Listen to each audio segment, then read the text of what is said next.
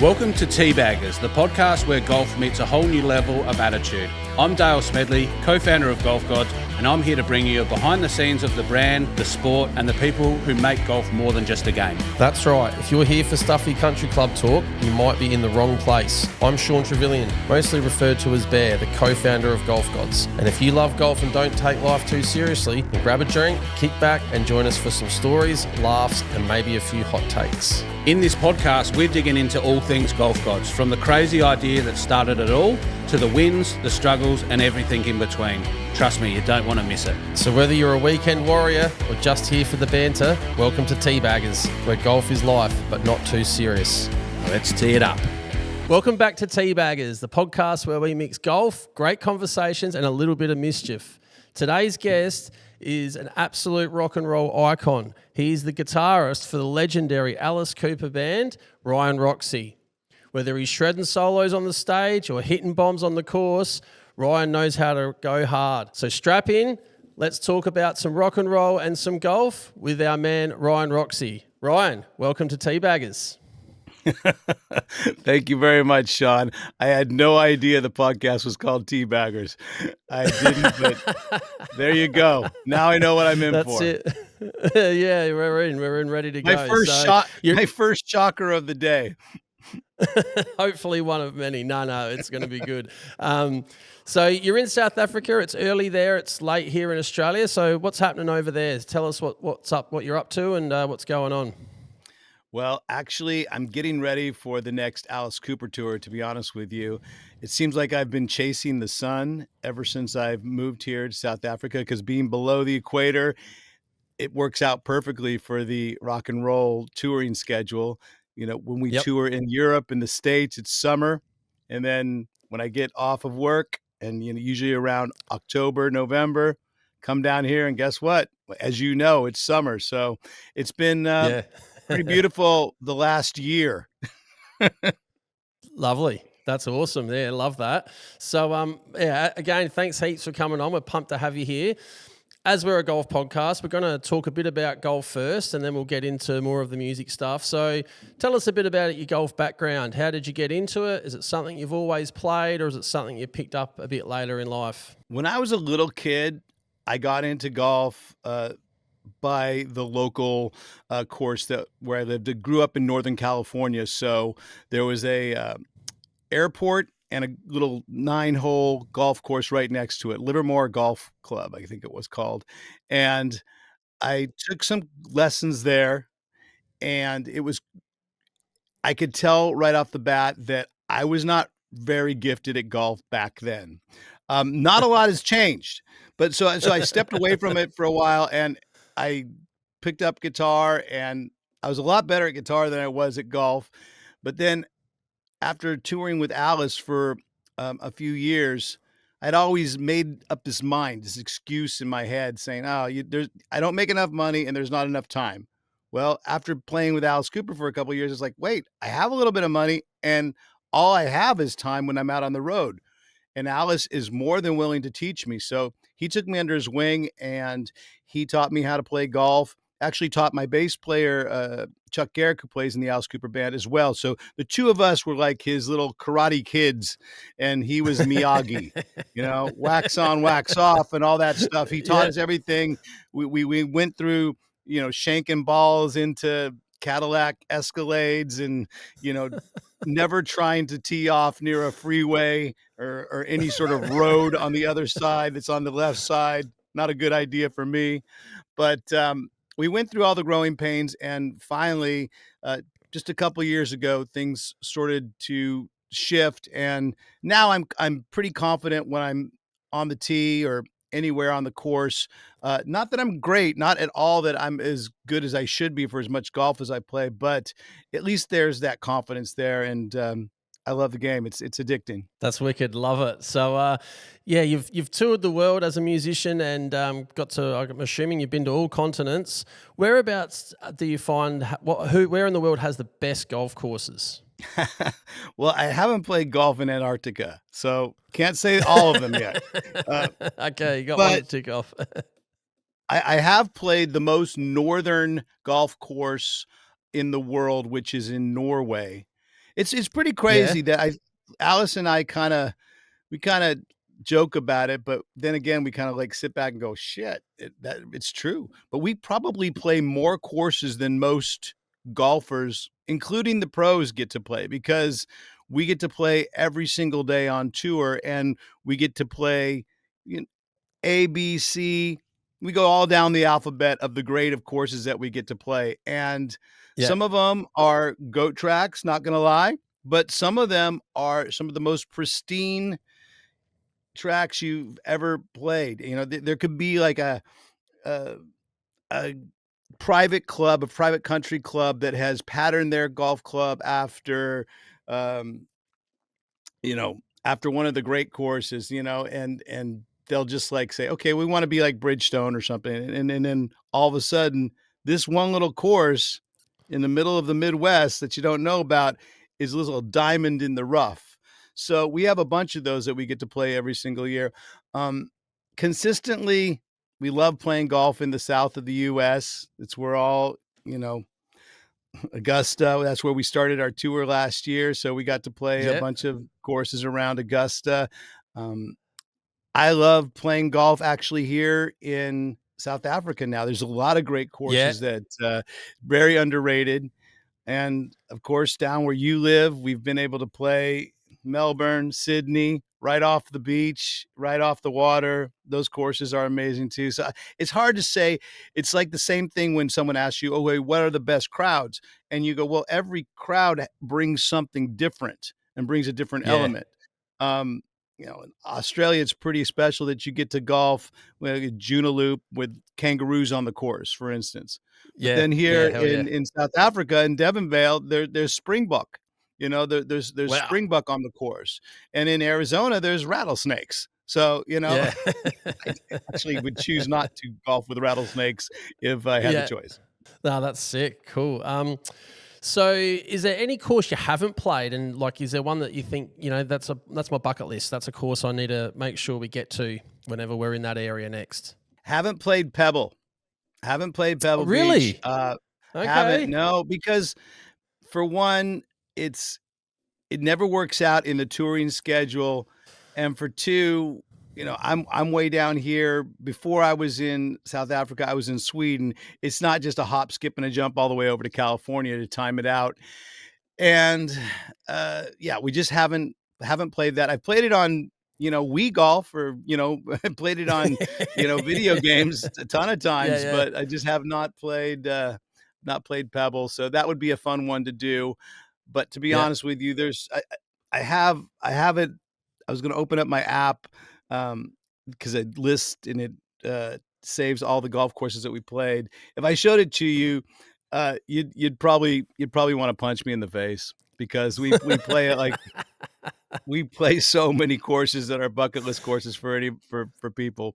But then again, like I said, these diamonds in the roughs are great. There's little yeah, courses here and there, maybe in the Northeast, maybe Sleepy Hollow, like in the Northeast in Boston and stuff. Just great clubs everywhere. yeah. I love that. That's awesome. And yeah, I'm assuming part of the fun. You go to a course and you don't put too much expectation on it, and then you're like, wow, this is fucking cool. This has got it all happening. I've said for years that Coop and I, all it would take is like maybe your boy that's running the camera right there. He could come out with a couple GoPros, and we could just sit there because we sit there and we can critique a course. We can talk old rock and roll stories, and we can just shoot through 9 holes just like that every single day in the morning. On show days, we usually play just 9 because it's a pretty packed schedule for Alice. So I always said we should just take a couple cameras out there and just sort of grade all the courses and then just put it up on the golf channel and see what people think about it. Unless Hell you yeah, have yourself your own golf channel. Maybe on Golf yeah. Gods Look, Rock, Golf yeah, God we'd love to. TV. That'd be sick. Next time you're in Australia, or we might have to come over and follow you somewhere for a gig and do that. Do you have a favorite club? Something that you like to always rely on, or that yep, this club's the one that I can use and not stress about or anything like that? I've pretty much been playing Callaway since day one.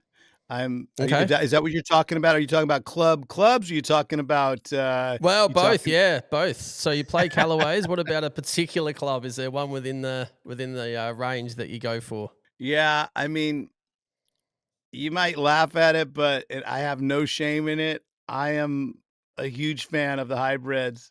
So I usually I could I could say that my 4 hybrid can take me off the tee, could get my second shot in there, and, with any luck, actually get close enough to putt. So, if I had to take one club, I'd take a hybrid, and like I said, I have hybrids, and Alice does too, so don't, like, you know, I don't wanna hear any comments about, hybrids." No, no, no. We have them all the way up. Alice has his all the way up to a 9.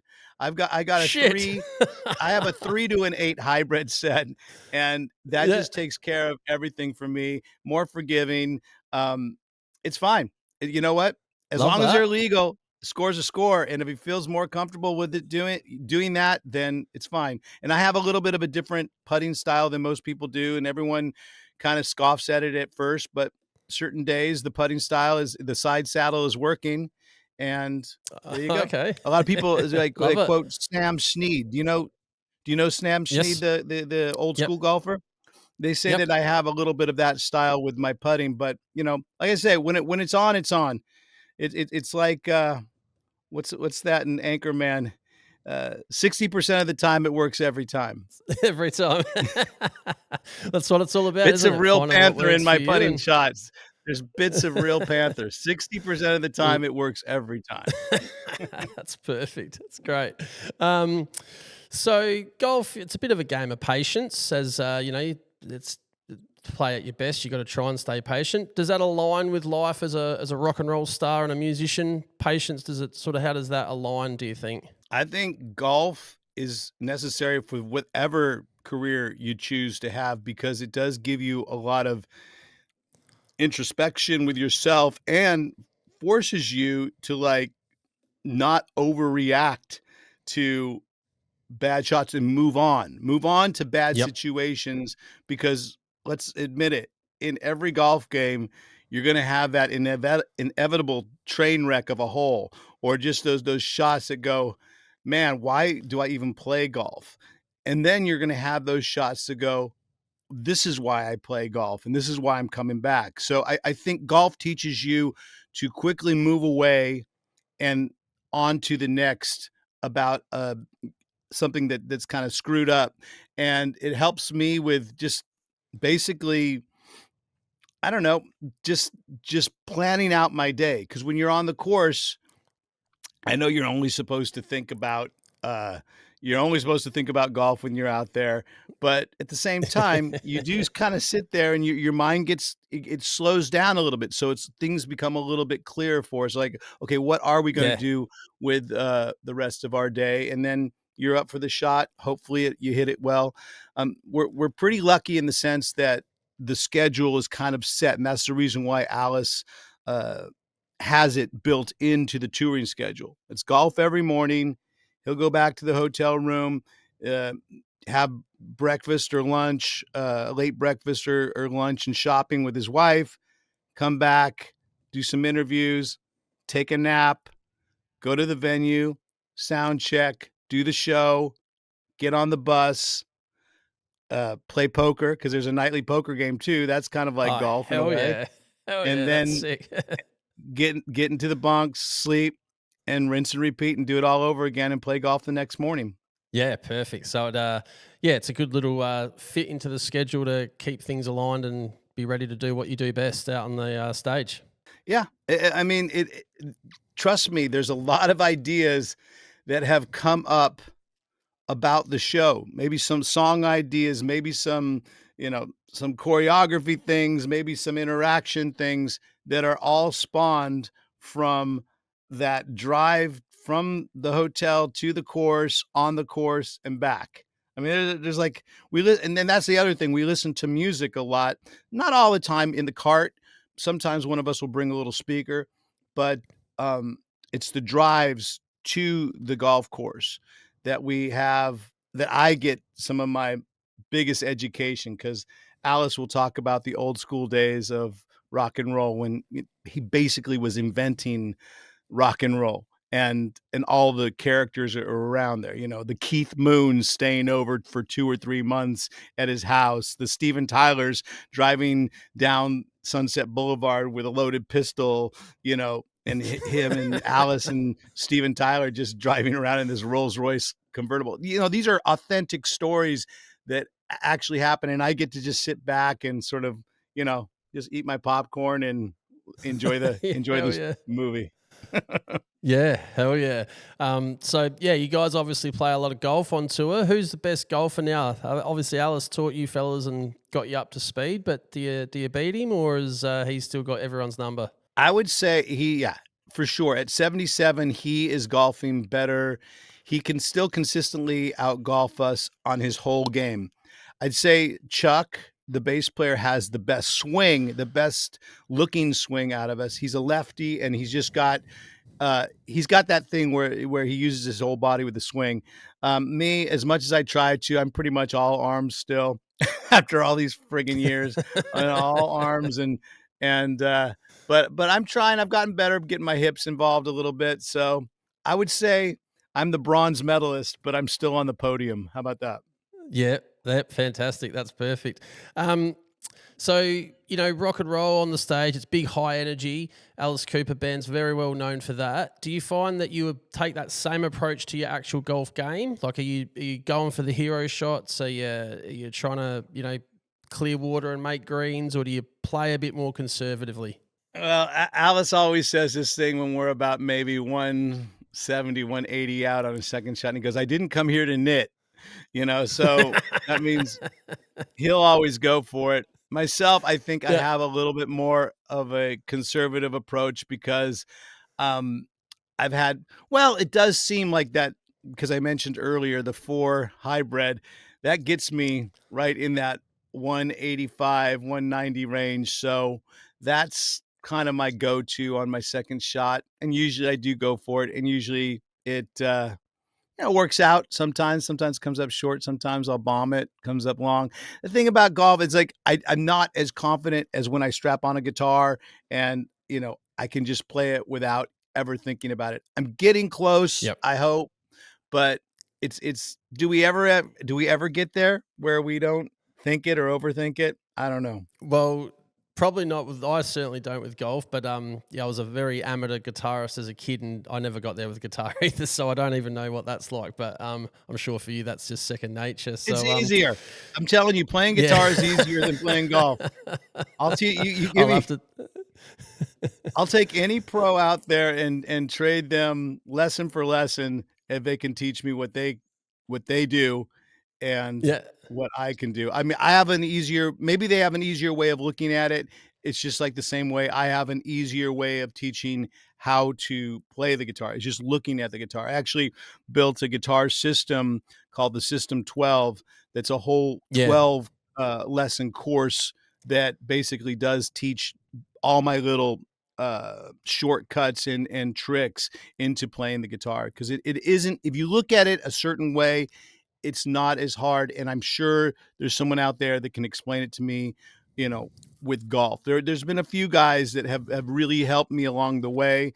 Um, I think Mr. Wilson in Las Vegas, he's an amazing golf teacher. He helped me a lot uh, with my swing and with seeming to get my body into it. And there's a bunch of, luckily we get to play with the club pro every day. So they all come in with some great tips. It's all about the same thing. There's 1,000 ways to hit a good shot.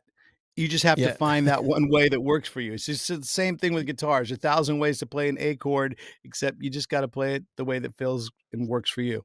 Yeah, makes a lot of sense. That's awesome. Rock stars are they don't always follow the most traditional path. What's some things that you can share of maybe some of the crazy or out there things you've seen on a golf course? On the golf course, wow. Yeah, on the Um, course. I mean, that's a much better question than what's the craziest thing that's happened to you on stage because, We're gonna yeah, get to golf course, that. oh, shit, here we go. I never know what to say. It's like to me, every single night on stage is something crazy because it's something that I dreamt about doing since I was a little kid. On the Yeah. golf course, one of the craziest things for us to see or for us to happen is when we almost got struck by lightning, and Shit. it came out of nowhere. There was no sirens, there was no warning. It was just one of those freak bolts that came down and landed about maybe, I don't know, maybe 30 feet from where Alice and I were, and we both actually had we had our irons out. I think we had our approach clubs because we were pretty close to the green, and we had both our wedges, and all of a sudden, we just we smelled something. It's before we even, heard something with the thunder, because the thunder comes afterwards, but very quickly afterwards when it's right over. But it hit the tree, and just all of a sudden, the whole area around us smelled like electricity. And Alice and I looked at each other at that moment. We said, "We're out of here." Yeah. Even though I think we were on hole 8 and we were just it was just finishing up, we said, "F this, we're out of here." That's a sign, because it's Yeah. very rare that Alice doesn't really like to golf in the rain so much. He's earned that, He wants I good love that. conditions. Yeah. He's he wants pristine conditions, and so we're pretty good about going out when the weather's good. So that was that one Yeah. time that just came out of nowhere, and we were very lucky to escape that, because it was the tree next to us didn't have as good a time. Let me tell you. Nah, nah, that's yeah, that wasn't what I was expecting at all. That's crazy.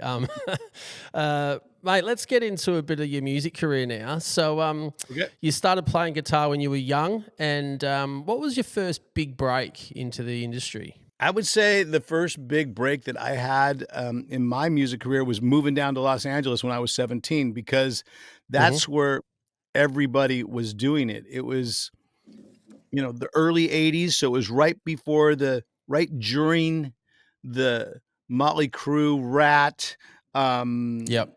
that sort of Los Angeles music scene, and then that sort of evolved into the LA hair metal scene, which I think is a very unaptly titled, because yeah, we all had big hair. We all used a lot of hairspray, but it was rock and roll at the end of the day. It wasn't just all makeup, even though we did wear a lot of makeup. Um, Yep. Bands like Guns N' Roses, Jane's Addiction, we were all Yep. in that scene, and they were all coming out, and so I was really happy to be a part of that. So I would say just being a part of that. There was a club called Cat House. It was a rock and roll club, and it's kind of Hmm. infamous. A friend of mine, Ricky Rackman, he started it with the lead singer of a band called Faster Pussycat. Tammy, the lead singer, he started, and every single Tuesday that club would go off, and that basically was my training camp for becoming a rock and roller. And then I would say the next big break was I'd moved to New York City, and was my first record deal with the band that I was in called Electric Angels. And getting your first album record deal, having money, a little bit of money for the first time in your life, that's kind of a big break, but then you squander it and lose it and end up going back to Los Angeles a little bit with my tail and, between my legs, and just like, saying, "What can I do now?" And that's when, I had always been friends with Gilby Clarke from Guns N' Roses. We had played Yep. in a band together previously, but he asked me to play in his solo band, and that's when I started touring around. First time I'd gone to tour Europe. First time I was ever in a tour bus, that type of stuff. So I'd say Gilby gave me a really big break in my career. And from Gilby, Alice Cooper heard about me, and then everything kind of flourished from then. Then it became like, oh wow, this could be a real thing. Yeah. Cool. So, what year are we talking with Gilby Clarke? These were the early 90s, so it was Yep. basically kinda, cutting my teeth, playing the clubs, playing everywhere, and touring in anything, rent-a-cars, stolen cars, vans, it didn't matter. We were touring, playing every dive bar that we could, just cutting your teeth, practicing. That's what you gotta do. We were in the trenches, basically. And Yeah. then all through that, late '80s, moved to New York, and then early '90s, played with Gilby, then joined, Alice Cooper in '96 for a Right. one-year tour that turned into something that's been, what, how many years now? You do the It'd be math. going 20, 20, 30? What is it, 30, I think? Yeah. I think we're Sorry, up I was a there bit on, slow on yeah, that one. we're approaching About 30, 30. maybe 29. Yeah, that's wicked. Cool. So, yeah, you mentioned Gilby, Clarke, and you've also played and with some other big bands as well, Casablanca, Slash's Snake Pit. You had your own band, Roxie 77. What can you tell us about some of those tours like that you can share? You know, some crazy things, some wild moments. We've heard a couple already, but anything else you want to tell us about those Oh, if wild I could only times? remember half of the stories. Yeah, because back in those days, it was a pretty much of a blizzard of probably, um, a blizzard of temptation. How's that sound? Yep. Yep. That's And about what that's we'd enough said. If expect. you know what if you know, you know. Just a Yeah. lot of drinking, a lot of partying, a lot of, just always working though. That's what was Yep. cool is that we always kept working and kept our eye on the prize of what we wanted to do. So all those other bands that were all, great experiences. I don't talk bad about, you know, any one experience because it was all something I learned from this band. Even if there was crazy stuff that happened or negative stuff that happened, I always try to look for the positive of like, okay, what did I get out of this band? Um, I mean, I've been doing my own solo stuff since around the same time that I joined Alice. I had done some previous Yep. recording that I put out, like demos and stuff, but I put out my first real solo album right around 95, 96, same time. Yep. And I've been doing my own solo stuff ever since then, and that's been an evolution because I had an American band lineup with amazing musicians. Mike Fasano on the drums, and we had Will Efforts on the bass guitar, Stefan Adika as well in the band, Kerry Kelly, and so many.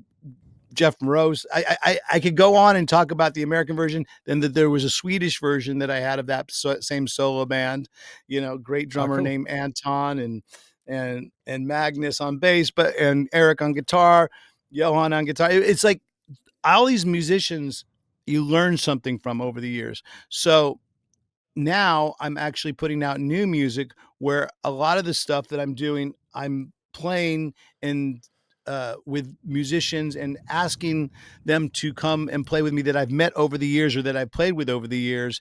And we're just recording new stuff because I do have a new single coming out in May. It's called Yep. Better Than You. And we have a new video out and a new, we're gonna put it out there, see what it does, and it's perfect timing for it because I'll be out on the road with Alice, a chance for me to promote it. I'm promoting it right now. So if Yeah. you Hell ever yeah. want to go check out any of Ryan Roxie's solo stuff, I'm on all the streaming platforms, whether it's Spotify or YouTube Music, and you can always go check out the video at Ryan Roxie Official on my YouTube channel. I'd appreciate it if you Love could. that. Perfect. Hell Cool. yeah. We'll make sure that's in for sure. Yeah, so you've had your own experiences with your own music, and then you've obviously worked with bands as well. How does that experience differ for you with solo work compared to working with a band? I would say the difference between being a solo band and being in a band that's has everything you're the guitar player in, it puts a lot more pressure on you to be the front man. I do have empathy for anybody that fronts an audience because whether you like it or not, you're the focal point 98% of the time. When Alice is on Yep. stage, the rest of our band, the rest of the lineup, and it's a great lineup. I love all the musicians, but we all kind of realize that 98% of the people are looking at Alice at any given point, and it's our job for that 2% of the other time to be as wildly entertaining as possible. So we catch some of Yeah. that those eyes as well. And Alice is really good about making us feel like we're friggin' rock stars when it's our time to shine. He always Yeah. tells Love that. us, "Get to the front of the stage, get front and center, get under that spotlight when it's your solo."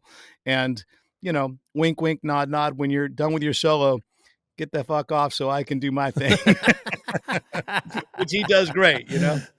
Yeah. Hell yeah. Um, Talked a bit about sort of the early days of your music career, and I want to just curious about how the industry's changed. And I'm just going to lead with the fact there were obviously no mobile phones back in the day, so everything was Thank just God. memories and yeah, right. So, but what else has changed within the industry that you've seen with, I guess, both musicians and with fans? I think the whole business model has changed because it used to be where you would make money off album sales.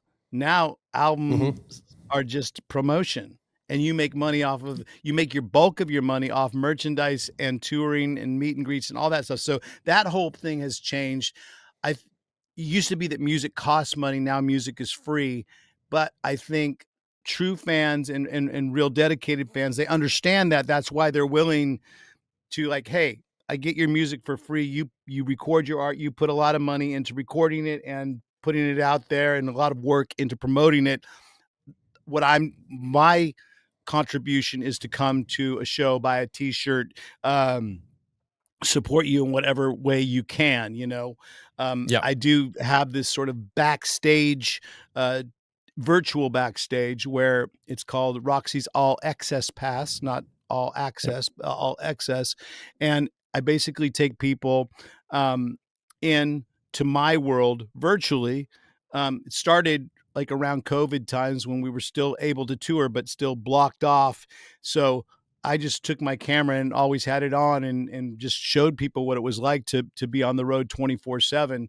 And we've built up a pretty good following with that. It's separate. I still have my public Instagram channels, and I do post on that. But if you want to become the all access, you get into the private, and that leads to a lot of private uh, guitar lessons, interviews, my podcast episodes.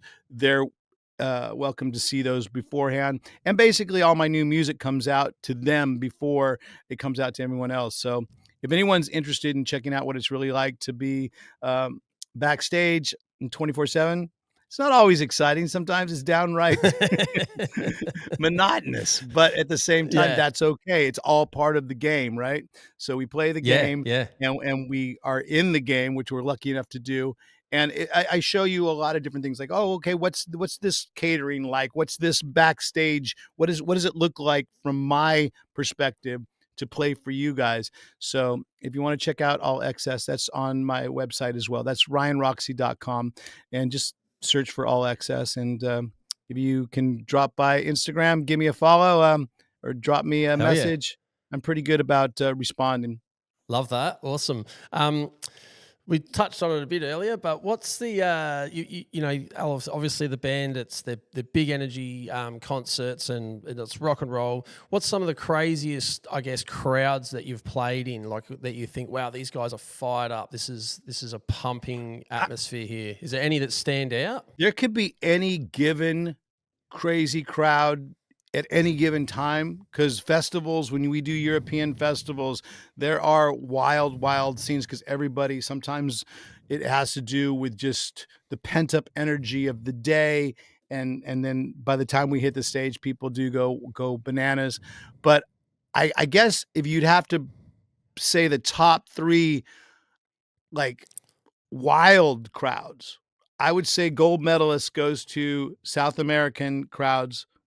The passion, Okay. the pure, just like, doesn't matter what they have in their hands, they're gonna throw, tennis shoes, uh, uh, Evian bottles of piss, coins. Yeah. It's not Yeah. cool to throw coins on stage. Everyone thought it was Nah, punk rock. that's Uh, Human saliva gobs that come up on stage with the with South American crowds, from time to time. But they are very passionate, and like I said, they're really supportive and passionate. It's almost to the point where, no, like, well, wait a second, you don't have to be that passionate, but thank God. And so yeah. I would say gold medal, South America, somewhere around there.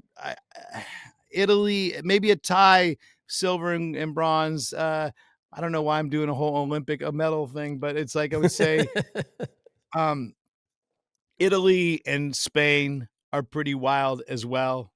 Yeah. And then when you get a good drinking crowd, whether it's an Australian crowd or a UK crowd or a Scandinavian crowd or even a Russian crowd, they can get pretty wild too. So it's something, I don't know. Maybe it's just the Mediterranean thing, but Spain and Italy are like wild crowds as well. I've seen, I've Sick. seen someone, and Greece. Holy crap! You can never forget about Greece. There was one time we played at in Athens, and we played an amphitheater, and like halfway through Poison, somebody just lit off a friggin' flare, like a safety flare, and and it just like the whole crowd kind of like it was all here, and it all spread around because it's caused Shit. a little bit of a fire danger, but it looked cool as hell on stage. But I'm glad I wasn't in the crowd Yeah. that day. That's excellent. It's mentioned earlier about the System 12 guitar method. Do you want to just tell us a bit more about what that is? And you're the primary founder, I believe, of that system. So Yes. is that correct? Yeah. I am sort of the face of it, but there was a good team behind it. The Yep. guy that's helping me produce my new music and is producing and mixing a lot of my new stuff, Robbie Miller, guitar player himself, musician. He helped with it. Dave Rattenberry helped with the illustrations as well. Vic Chalfant on the team. Well, and there's so many people that came together on this project. I wanted to take all my shortcuts and all the knowledge and little nuggets of information that I had learned and picked up over the years of playing guitar and make it easier to learn how to play guitar instead of more difficult. Now, I understand that there's a lot of lessons that go on where there's some teachers that, yeah, they have a certain method of teaching that prolongs the actual experience because, if you come in to learn guitar, your teacher probably wants you for a certain amount of time and Mm. doesn't want you just going off like after one or two lessons. I totally understand that. That's great. But my theory is let me teach you everything I got within 12 lessons. And at that time, you should have a pretty great foundation where you can go off and start learning uh, on your own on YouTube and other things. You can never stop learning, but you can do it now more on your own. So System Yep. 12 is basically 12 lessons, a week by week thing where I teach a little secret and theory and learning songs and riffs. I think the best way to learn guitar is to learn some classic songs that you can play, you know, for in the living room, where you can play in the bedroom, and hopefully you end up playing it on stage at someday. But you're going to learn something more if you start learning your favorite songs. And I sort of mix that in with theory because System 12, the reason why it's called 12 is that, I mean, I guess is the best way for me is just to show you. Hold on one second. Yeah. Hell yeah. If you have a guitar, like here, I mean, luckily I'm in my studio, but basically there's up to here is your 12th fret. So if you go, 1, 2, 3, 4, 5, 6, 7, 8, 9, 10, 11, 12, this is where your guitar neck stops, and everything from here is a repeat. So, Mm-hmm. you know, if your open fifth string is A, like the alphabet, and I tell you that notes go up just like the alphabet, your next note that going up that wasn't a sharp or a flat would be a, what letter is the next letter in the alphabet? B. B. B. There you go. A, Yeah, B. B, B. Yeah, yeah. I'm teaching I you said guitar right B. now. A, I'm on. B, C, D, E, F, G. And that's all you have to know because the next letter after G goes back to the beginning, which is what? Back to A. There you go. And that's on the Yeah. 12th fret. So it's very simple to cool. learn how to guitar the way I think I teach it, but maybe not just this second. But go check it out. Again, it's on No, my I will, for it's at the sure. website. Excellent. All right. Just a couple more things to wrap up. All right. What advice would you give to an up and coming musician in this day and age? And what you've talked about with albums and how that used to be how musicians would make money and such. What advice would you give up and coming musicians from all your experience how to break into the industry in this day and age? Action. I say you have to put your ideas and your thoughts into action because anyone can think about becoming a rock and roller. Anyone can think about being a professional musician and overthink it because there's so many videos and how-tos and what to do, what not to Yep. do on social media and YouTube. But, you know, there's no substitution for just doing it. If you wanna write a song, write a song. Maybe it's going to be not the best song when you first start, but after you write 10 of them, it's gonna get better regardless.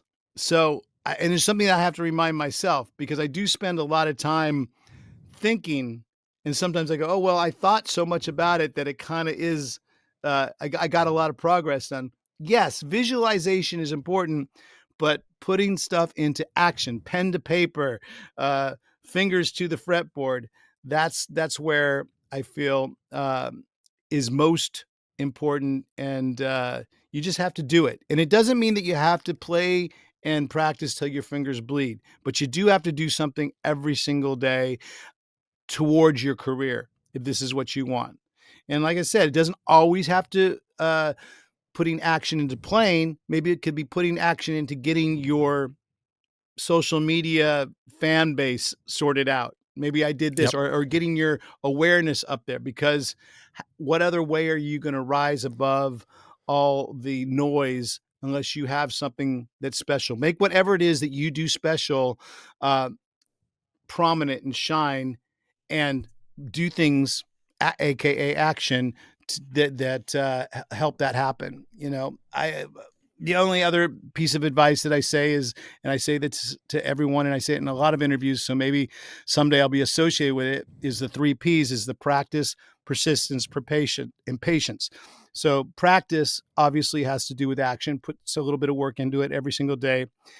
Persistence, keep knocking that door down, even when people say no, because we've all heard the stories how the Beatles got passed on, and every great band in the world has Yep. been passed on and overlooked. So persistence, keep knocking on the door, keep asking the questions, and patience, because if you put it out there that it's going to happen, it will happen. If you do all the things every single day to work on your goals and crafts, no matter what it is, it doesn't even have to be playing guitar, but if you do that, the world's going to meet you halfway.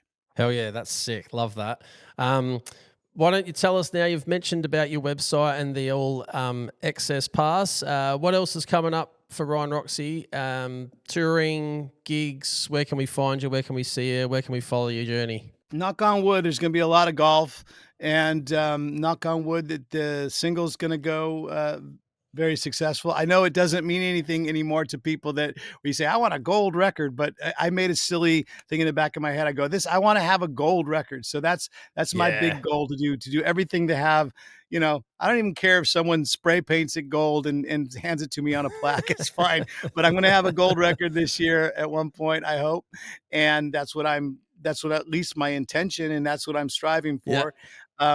Going to be, again, um, lots of touring, and lots of releasing new music, and hopefully a lot of more interviews like this where I get to sort of spread my knowledge and share my experience with people, and hopefully gather some new people in the Roxy world. We call it the RGA, the Roxy Guitar Army, and maybe some more Love all that. accessories that join up. That would be cool. Yeah, cool. Well, yeah, System 12 guitar, I'm going to have to check out and try and get myself up to speed. But, mate, it's been awesome to have you on. Been an absolute pleasure. Thank you so much for being a guest on the Teabaggers podcast. Well, thank you very much, Sean. I just wanted to make sure that everyone knows that also with Golf Gods, because I'm living proof. I actually brought this in from the garage.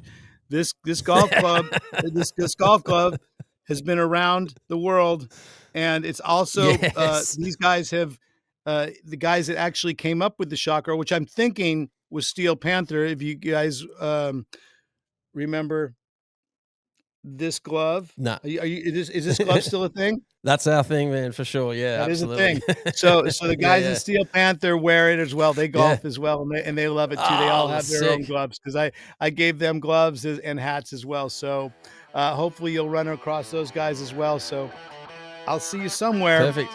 Drop on by the Instagram, drop on by ryanroxie.com, and